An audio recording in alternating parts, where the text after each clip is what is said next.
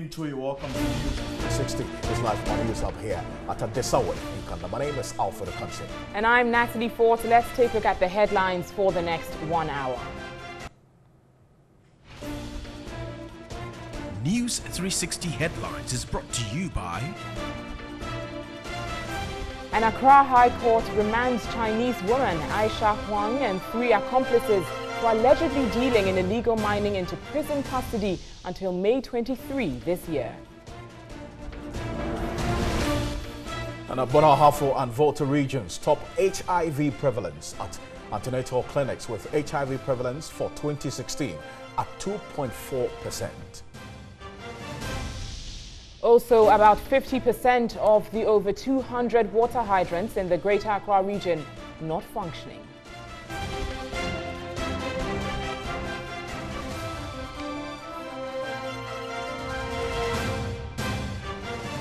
And also in business, senior economics lecturer at the University of Ghana, Dr. Eric Oseasipe, says the establishment of a fiscal council will not work if it lacks political commitment. And in international news, 40 Boko Haram militants reportedly killed in clashes with a multinational military force.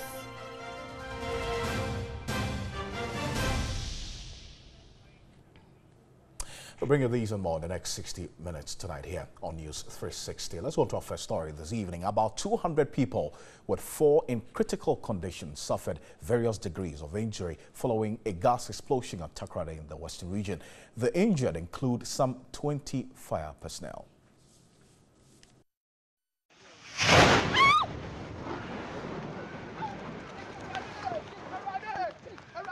The disaster reportedly occurred in the premises of the Ghana Household Utility Company near the Takoradi Technical University traffic lights. According to the report, a gas tanker discharging gas into industrial cylinders used to melt aluminium in the factory suddenly caught fire and exploded. The devastating fire spread rapidly into adjoining facilities and caused injuries to a number of people, including firefighters. A check with the Fiankwanta Hospital revealed about 80 persons were rushed to the facility with various degrees of injuries. 20 of them were treated and discharged, with about 60 still on admission. One of the victims was said to be in critical condition and had to be referred to the Cape Coast Regional Hospital. The Takoradi Government Hospital received about 40 persons, while 20 firefighters were sent to the Ghana Port and Harbours Authority Hospital.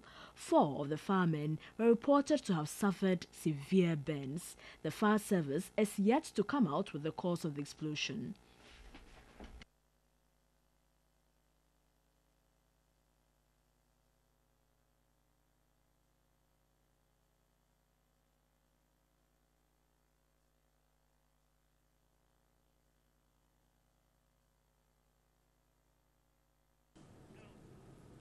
Let's go on to some other stories where an Accra Criminal High Court has remanded a Chinese woman alleged to be dealing in illegal mining at Aisha Huang and her 3 accomplices into prison custody until May 23 this year. An immigration prosecutor, Peter Clave Anto, told the court it was very difficult for them to arrest Aisha and her 3 accomplices.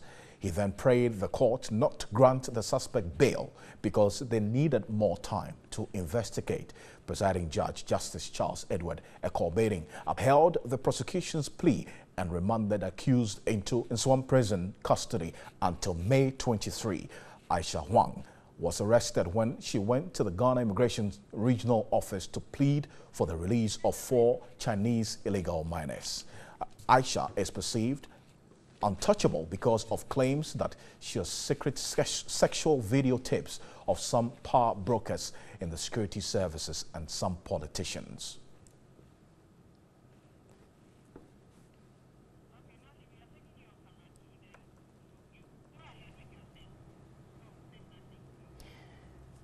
Let's turn to other stories this evening as Gender Minister Otiko Afisa Jaba has apologized to President Akufo-Addo and Ghanaians after days of war of words with Northern Regional Chairman of the New Patriotic Party, Daniel Bugri-Nabu.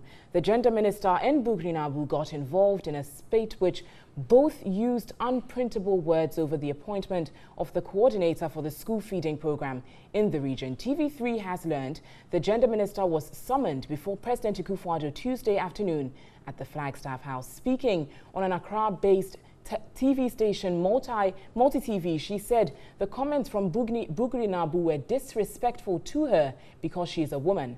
Her apology, however, fell short of directly mentioning Bugri-Nabu.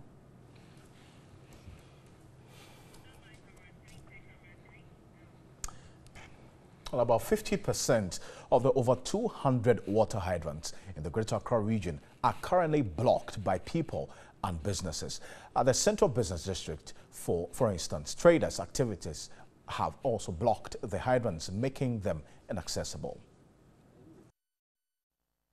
Water is one key element for the fire service in carrying out its duties at fire scenes.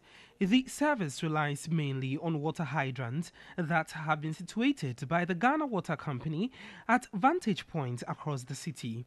The Greater Accra Regional Fire Officer Ebenezer Simpson on Tuesday led a team of fire officers to inspect water hydrants that are accessible to the fire service in the Central Business District. Only one out of the 4 hydrant points visited was functioning, the traders admitted being part of the problem. We are aware the hydrant is here, but we have nowhere to go to. This business is temporary. It was revealed the situation is virtually the same across the entire region. The Greater Accra Regional Fire Officer, however, said there is a team to inspect on a regular basis to ensure that the hydrants are not obstructed. He mentioned offenders will soon be sanctioned.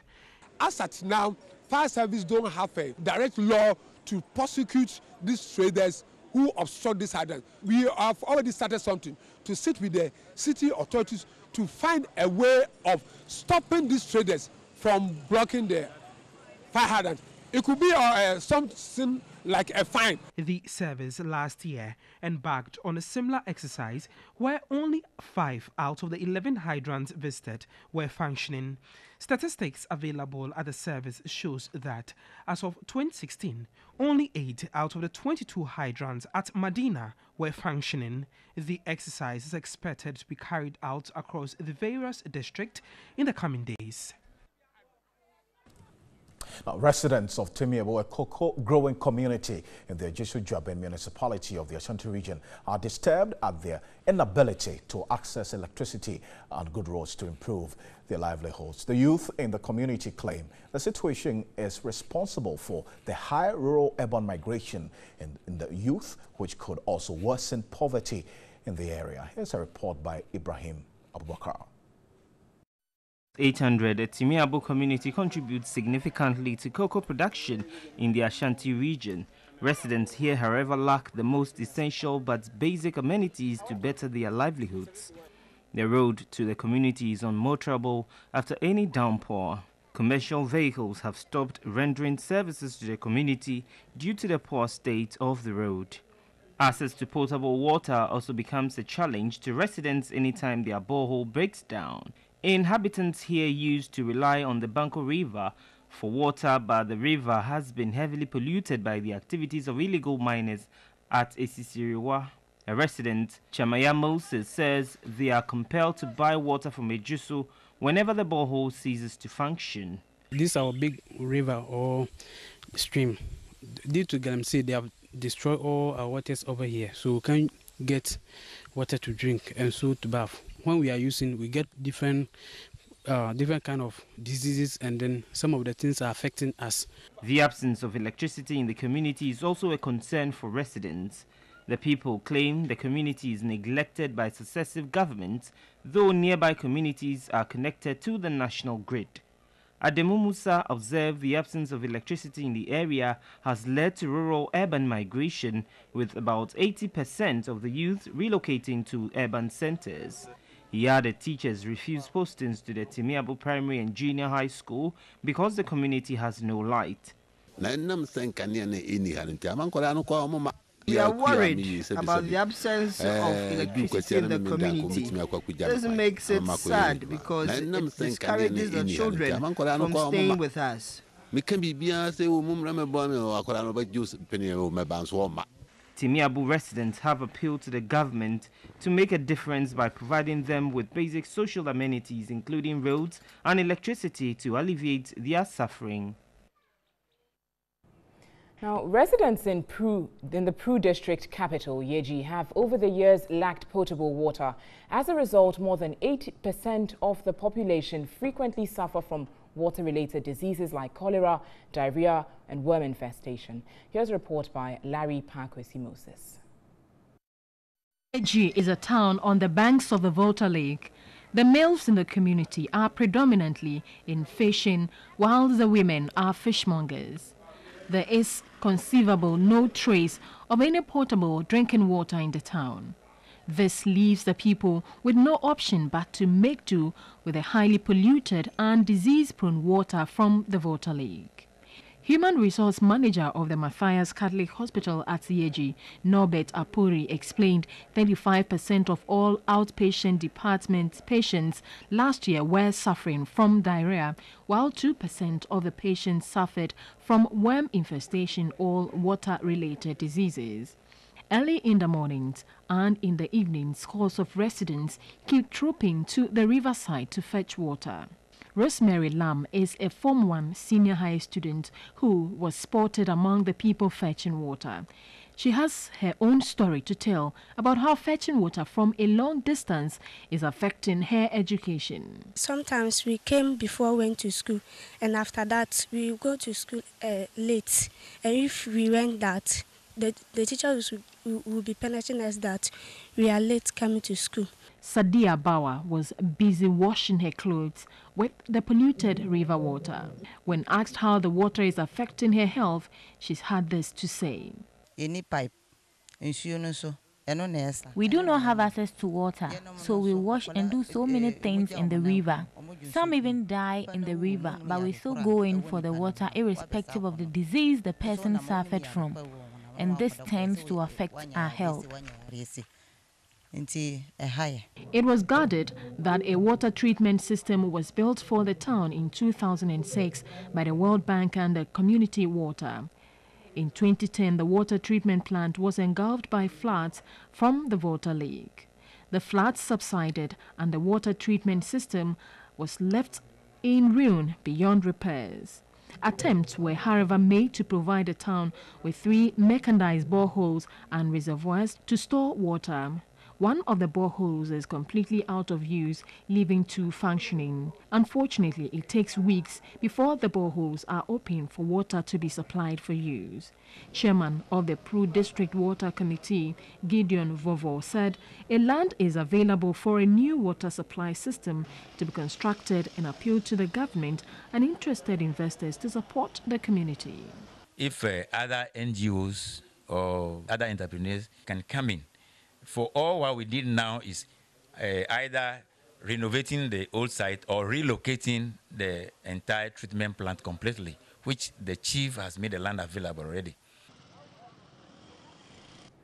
Still on health, the Bono Ahafo and Volta regions currently top the HIV prevalence rate at antenatal clinics. In the latest HIV survey by the National AIDS Commission and the Ghana Health Service, the median HIV prevalence for 2016 was 2.4%. HIV prevalence rate in 2016 ranged from 0.4% in Nalerigu to 4.2% in Agomanya and Sunyai, both urban areas. The Bunuafo and Volta regions recorded the highest rate at antenatal clinic at 2.7% each. The Ashanti and Eastern region followed closely at 2.6% each, meaning the prevalence rate has dropped in the Eastern region. The most significant change in regional prevalence from 2015 was in the Upper West region from 1.3 to 2.5%. It is one of the 7 regions with prevalence above 2% and one of the 6 regions with prevalence above the median antenatal prevalence for 2016. The northern region continues to hold the lowest record rate. Health experts are worried mother-to-child transmission rate has increased. Health experts are of the view that there is the need to integrate preventive methods of mother-to-child transmission into routine antenatal visits. Our targeted effective prevention interventions such as health education, behavior change communication must be sustained across all regions. These interventions should target age-specific groups to prevent new infections across all age groups. By 2018, assistance from donors will end. Health experts want stakeholders in the health sector to put in place plans to manage the fight. Latest by 2022 or thereabouts, most of the donors will have left Ghana. So we have to, as a country, start thinking about how we be self-sufficient and doing things on our own.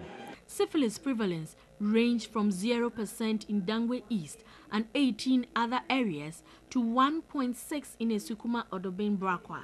Esukuma Odobin Brakwa has maintained the highest position for rural sites since 2015. Deputy Health Minister Tina Mensah called on the private and civil society groups to partner government to achieve zero infection in Ghana. We must halt mother-to-child transmission of HIV in the shortest possible time, whilst minimizing sexually transmitted infections. Globally, the estimated number of persons living with HIV and AIDS by the end of 2015 was 36.7 million. Sub-Saharan Africa carries the greatest burden with more than 2/3 of all persons living with HIV. The Accra Regional Police Command has arrested 2 people for dealing in illegal fuel at Alajo in Accra. The police say the 2, Razak Karimu and Shamsuddin Sulemana, were arrested in the wee hours of Tuesday following months of surveillance. The arrest of the 2 followed complaints from the National Petroleum Authority about the growing cases of alleged trading of petroleum products in gallons. The police said investigations confirmed the reports leading to the arrest. A team of investigators placed at Alajo intercepted a VW van registered GT 7869H loaded with 50 gallons of petroleum products. The 2 occupants, 35-year-old Razak Karim and Samsuddin Sulemana, 25, claimed ownership. A report from the National Petroleum Authority suggested that the country stands